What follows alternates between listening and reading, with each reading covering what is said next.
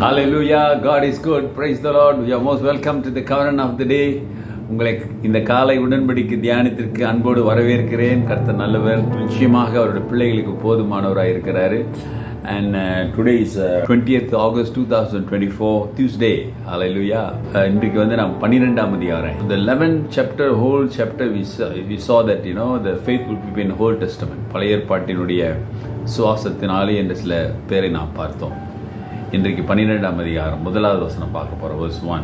Therefore we also, since we are surrounded by so great a cloud of witnesses, let us lay aside every weight and the sin which so easily ensnares us, and let us run with endurance the race that is set before us. Hallelujah.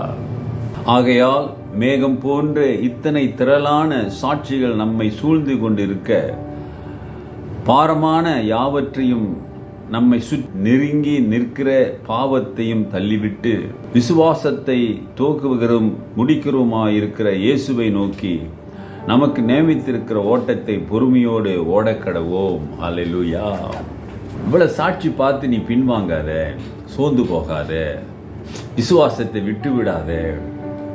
அதனால உன்னை அழைத்த ஆண்டவர் உண்மையாக இருக்கிறதுனால விசுவாசத்தில் நீ பொறுமையாய் ஓடு. அதைத்தான் நீங்கள் சுருக்கமாய் அவர் நமக்கு சொல்லுகிறார். ஹல்லேலூயா.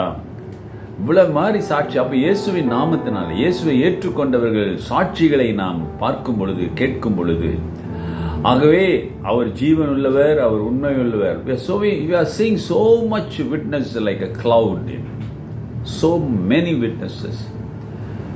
So the Bible say, ஆண்டவர் வசனம் என்ன சொல்லு, இப்படிப்பட்ட விசுவாசத்தெல்லாம் நீங்க பார்த்த பிறகு நீங்க சோர்ந்து போகாதீங்க. விசுவாசத்தை நமக்கு கொடுக்கிறவர், உண்டாக்குறவர் அவரு தான். நம்ம வாழ்வு முடிகிறதும் அவரால் தான். அதானே. ஆகவே எல்லாம் அவர் கையில் இருக்கிறதுனால நீ சோர்ந்து போகாமல் விசுவாசமாயிரு. நல்ல ஒரு ஓட்டத்தை ஓடு. என்ன சொல்றாரு பாருங்களேன், நமக்கு நியமித்திருக்கிற ஓட்டத்தை பொறுமையோடு ஓடக்கடவோம். ஹல்லேலூயா. நமக்கென்று ஒரு வழியை வைத்திருக்கிறார், நமக்கென்று ஒரு ஓட்டத்தை வைத்திருக்கிறார். ஆண்டவர் சொல்றாரு, அந்த ஓட்டத்தை நீ பொறுமையா ஓடு. ஹல்லேலூயா.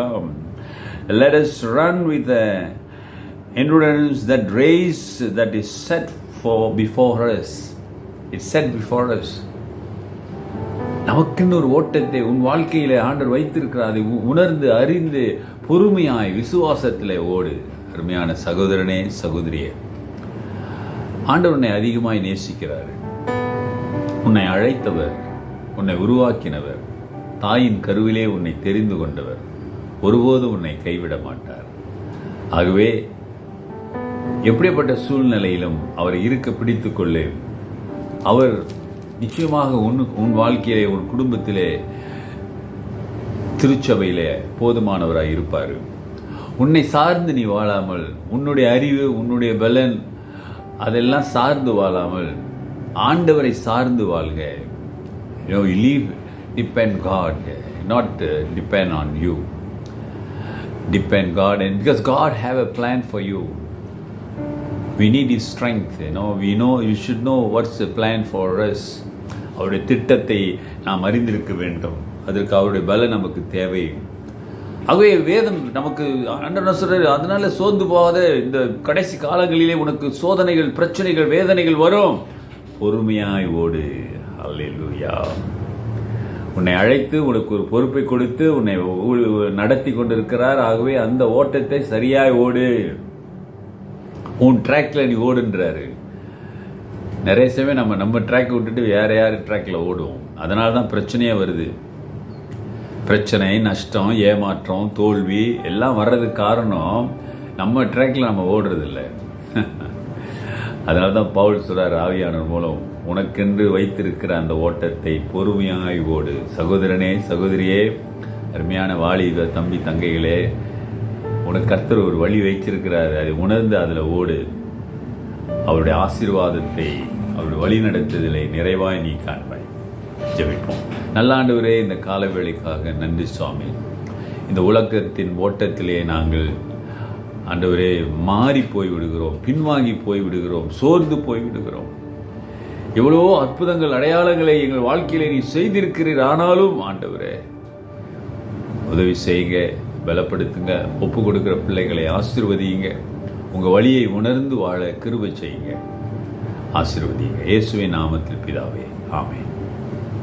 நமது ஆண்டவராகிய இயேசுவுடைய கிருபை, பிதாவின் அன்பு, பரிசுத்தாவின் ஐக்கியம் உங்களோடு இருந்து உங்களை ஆசீர்வதித்து காப்பதாக. என் ஆத்துமாவே கர்த்தரை ஸ்தோத்திரி, என் முழு உள்ளமே அவர் பரிசுத்த நாமத்தை ஸ்தோத்திரி. என் ஆத்துமாவே கர்த்தரை ஸ்தோத்திரி, அவர் செய்த சகல உபகாரங்களை மறவாதே. ஆமென், ஆமென். சிஸ்டர், அருமையான சகோதரனே, சகோதரியே, உன் விசுவாச வாழ்க்கையின் ஓட்டம் எப்படி இருக்கிறது? யோசிச்சு பாருங்க. God bless. Take care.